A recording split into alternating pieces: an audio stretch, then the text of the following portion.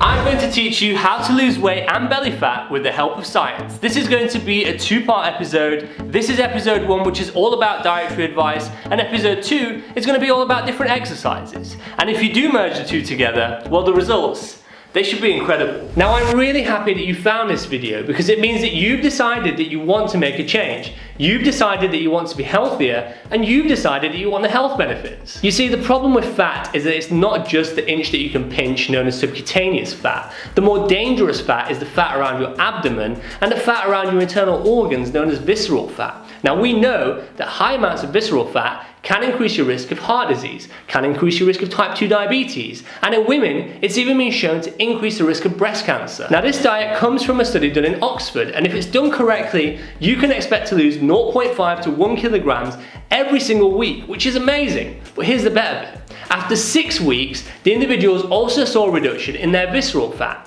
Visceral fat is the dangerous fat we just spoke about. The reduction was about 14%. They also saw a reduction in their blood pressure. They also saw a reduction in their cholesterol, and they also saw a reduction in their waistline, 5 centimeters to be exact.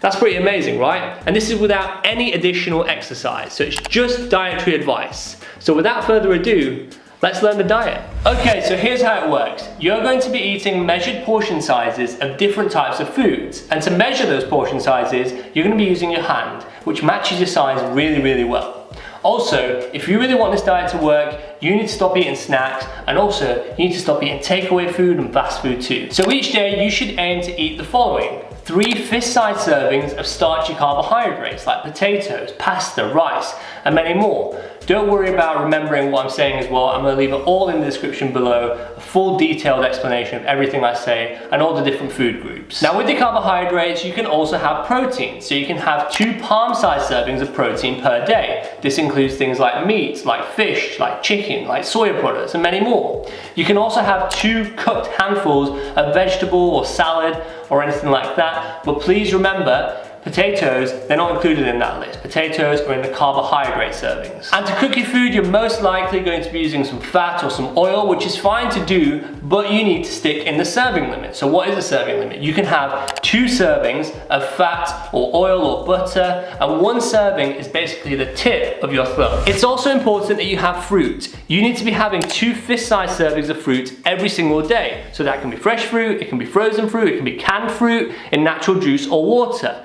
All of these are fine. Now remember, as I said, in this diet plan from the study, snacks were completely stopped. So a good idea is to replace those snacks with the fruit. And it will also probably help you from deviating from the diet plan. Now, in addition to all the foods I've mentioned, you will also need some dairy in your diet. So what can you have? Well, you can have half a pint of skim milk or half a pint of semi-skim milk, and this will be enough for your tea, your coffee, or your breakfast cereal. Now, if you're not a big fan of milk, instead, you can have 2 small pots of plain yogurt or 2 small pots of diet yogurt. And whilst we're on the topic of dairy, that reminds me to tell you all about cheese. If you really do like cheese, you can incorporate it into this diet. However, it's going to be matched up with the protein family we spoke earlier, so it's going to substitute a serving of that. Remember the proteins, I said you can have 2 palm-sized servings per day. This includes things like meat, like fish, like soya products. For cheese, it's slightly different. 1 portion, so 1 serving, is the equivalent size of a matchbox. And by matchbox, I mean the small size that fits in your pocket, not the ones you use for cooking that are like that big. There are many diet plans out there, and to be quite honest, I think this diet from the study is actually very easy to follow, and it's not too difficult because you're not actually removing any food group, you just stop snacking, but then everything else is just portion size technique, which, yes, to begin with, it might be quite difficult, but you will get used to it and you can do it. But saying all that, before beginning a diet plan, it's always a good idea to check your weight status first, because you may already be at a healthy weight and you may not need to lose any weight. And the easiest and quickest way to check this is to check your BMI. So what I will do is I'll leave a link to a BMI calculator in the description below. It's really easy to use. All you do is add your height, weight, and gender, and it calculates your BMI and tells you your weight status. The results of this study from a simple diet change have been pretty incredible, but please do remember, this is a 2-part episode, and in the next episode we're looking at simple exercises everyone can do at home, which have been shown in in the same study that after 6 weeks they reduce your waistline by 2 centimeters.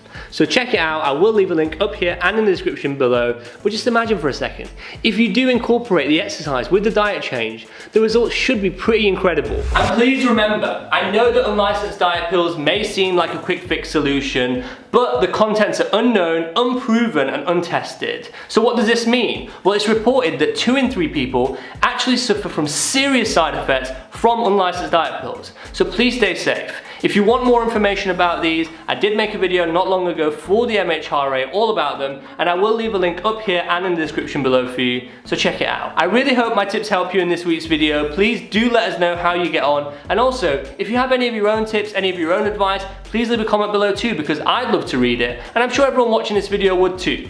Always remember you're awesome, and I will see you next week. It's always a good idea to check your weight status first, because your weight might...